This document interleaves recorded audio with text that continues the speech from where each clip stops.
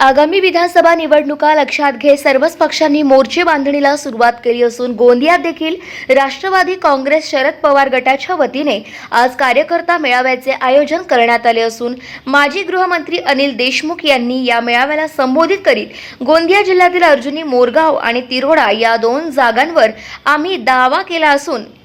दोन्ही जागा राष्ट्रवादी शरद पवार गट लढणार असल्याचे अनिल देशमुख यांनी सांगितले। तर या मेळाव्यात गोंदिया जिल्ह्यातून कार्यकर्ते आणि नेत्यांनी हजेरी लावत अनिल देशमुख यांच्या सूचना ऐकून घेत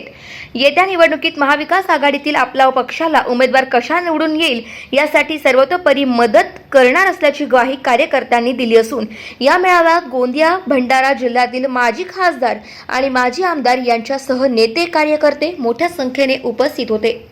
या ठिकाणी काँग्रेस राष्ट्रवादी शिवसेना एकत्र मिळून जी लोकसभेमध्ये ताकद दाखवली, एकत्रपणे निवडणूक लढली, त्याच पद्धतीनं आम्ही आता विधानसभेत सुद्धा एकत्र राहून आणि आमच्याबरोबर जे काही आमचे मित्रपक्ष आहेत ते मित्रपक्ष एकत्र राहून त्यानिमित्तानं आम्ही निवडणूक लढणार आहोत।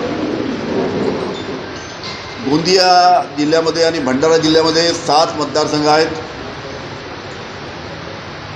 आणि या 7 मतदारसंघामध्ये आमच्या ज्या राष्ट्रवादी काँग्रेस शरद पवार गटाची जी हक्काची जागा आहे ती नंबर 1 तिरोडा,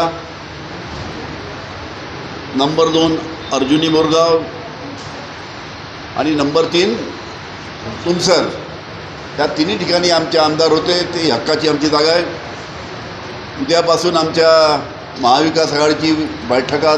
मुंबईला चालू होणार आहे आणि त्या बैठकीमध्ये आम्ही आग्रहाने या तिन्ही जागा ज्या आमच्या हक्काच्या आहेत त्या आम्ही सोडून घेऊ याची त्यानिमित्तानं आपल्याला मी याची ग्वाही देतो। गाव माझा न्यूज करिता राधा किसन चुटे, गोंदिया।